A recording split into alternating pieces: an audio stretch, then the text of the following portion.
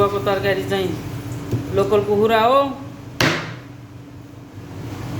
यो त हाम्रो नेपालको भन्दा अलि सानो देखियो रही पनि सानो भन्दा अति सानो हो नि त। अति सानो, मूल्य चाहिँ फेरि अति ठुलो। मूल्य त अब नेपालको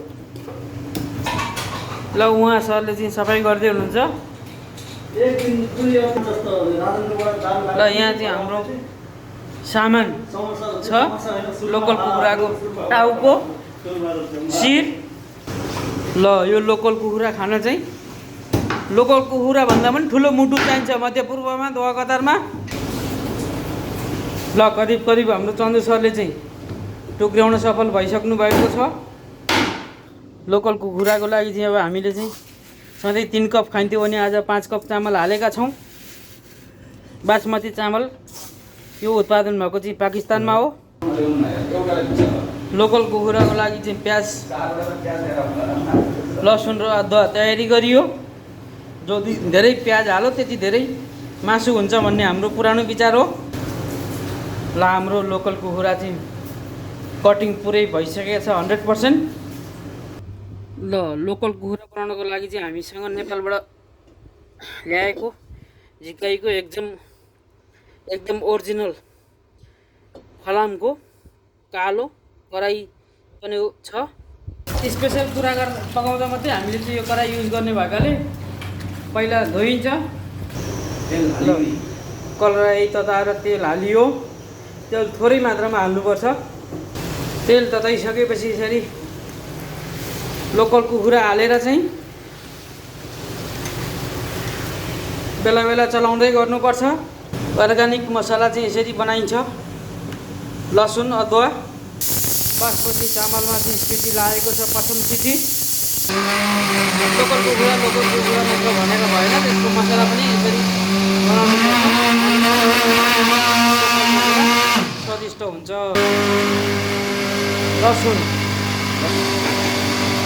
लसुन अदुवा, खोर्सानी, लसुन अदुवा बेला बेलामा चलाइराख्नु पर्छ।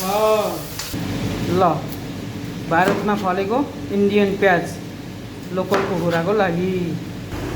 लोकल कुखुरा चाहिँ यसमा पाक्दैन, त्यही भएर यसमा हाफ फ्राई गरेर यहाँ राखेर चाहिँ फेरि हामीले यसमा चाहिँ सिटी लगाउने योजनामा छौँ। जसको लागि हामीले प्याज काटेर तयारी अवस्थामा राखेका छौँ। कुकर तातेपछि यसरी प्याज हालिन्छ र चलाइन्छ। प्याजलाई चाहिँ करिब रातो हुने गरी चलाउनु पर्छ। त्यसमा चाहिँ हामीले अदुवा लसुनको चाहिँ पेस्ट बनाएर हाल्यौँ। त्यसलाई चाहिँ एकदम मजाले चलाउनु पर्छ। चलाइसकेपछि चाहिँ अब यसमा अर्ग्यानिक मसलाहरू, अर्ग्यानिक बेसार नेपालबाट ल्याएको हो। अर्ग्यानिक बेसार हालियो। बेसार हालेर तेल चलाइयो।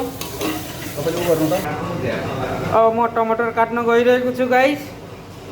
ल मैले करिब टमाटर पनि काटिसकेको अवस्था। यसरी 2 लट प्याज हाल्नुपर्छ लोकल कुखुराको लागि। पहिलो लट हालियो, अब यो दोस्रो लट ग्रेभीको लागि। र अर्को कुरा, लोकल कुखुराको चाहिँ मासु थोरै छ भनेर टमाटर धेरै हाल्न खोज्यो भने मासु गुलियो हुन्छ, मिठो हुन्न। त्यही भएर टमाटर सीमित मात्रामा मात्र हाल्ने गरौँ। ग्रेभी लगभग तयार भएको छ हाम्रो। अब हामी यसमा चाहिँ लोकल कुखुराको अघि फ्राई गरेको पिसहरू हाल्दैछौँ। यसरी बिस्तारै हाल्नुहोस्, एकैचोटि नहाल्नुहोस्। हालिसकेपछि यसरी चलाउनु पर्छ। र यसलाई चाहिँ हामीले करिब 2 सिटीको लागि आगो लगाइदिएका छौँ अहिलेलाई। र लोकल कुखुरा पकाउँदा चाहिँ यसरी सानो आगो लगाउनु पर्छ। सानो आगोमा सिटी करिब 2 सिटी गर्नुपर्छ। यसमा चाहिँ हाम्रो पाकिस्तानको पन्जाब चामल चाहिँ तयारी भइसकेको छ। बासमती चामल हो। 1 सिटी लागिसकेको छ। 1 सिटी हामीले करिब 2 सिटी लगाउने योजनामा छौँ। 2 सिटी लागिसकेको छ। र म अब आगो बन्द गर्ने तयारीमा छु। यो हुन्छ कि हुन्न भन्ने लोकल कुखुरा खास सुप खाने तरिकाले बनाइन्छ र हामीले सुपको लागि चाहिँ सुप तातो पानी पनि हालेर तयारीको अवस्थामा राखेका छौँ। ल यो चाहिँ म चाख्न गइरहेको छु पाक्यो कि पाकेन भनेर। पाकिसकेपछि हामीले यसरी चाहिँ डेक्चीमा हालेका छौँ। यो कुकरबाट यहाँ हालेका छौँ लोकल कुखुरा।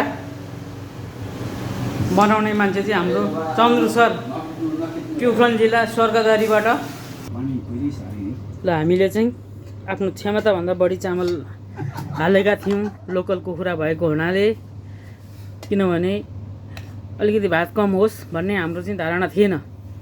खाँदै जाँदाखेरि उहाँले पस्किरहनु भएको छ हाम्रो ए भगवान हुन कुन कुन पोस्ट आउँछ माया कसम नगर्नु। कमल दाई, सप्तरी जिल्ला, राजविराज वार्ड नम्बर 13। ल यो चाहिँ नेपाल जिल्ला, नेपाल देश भक्तपुर जिल्लाबाट ल्याएको सुनौलो थाल। यो किङ साइज थाल एकदम राम्रो डबका सुप खानको लागि। र हाम्रो यो लोकल कुखुराको सुप सहित अब हामी ग्रहण गर्न गइरहेका छौँ, भोजन गर्न गइरहेका छौँ। थाल्यौँ ल सर्वप्रथम मलाई उहाँले दिइरहनु भएको छ। पिस मन पर्दैन कि फेरि पिस मलाई त्यति मन पर्दैन भन्ने कुरो उहाँको मुखबाट आयो, मुखारा बिन्दुबाट। छान्नुहुन्छ नि तपाईँले। तर लोकल कुखुराको छाला छाला पिस सबै खाइन्छ। कमलदारी मैले पचाउँछौँ जस्तो पनि कमलदाईलाई टाउको साउको दिँदा पनि हुन्छ। टाउको त काँचा काँचा पानीमा खोज्नु, ग्रेभीमा खोज्नुपर्छ। ल यो तपाईँलाई। ल नमस्कार, म राजकुमार निरौला ताप्लेजुङबाट। आज हामीले चाहिँ लोकल कुखुराको चाहिँ यहाँहरूलाई पस्क्यौँ। परिकार, धन्यवाद।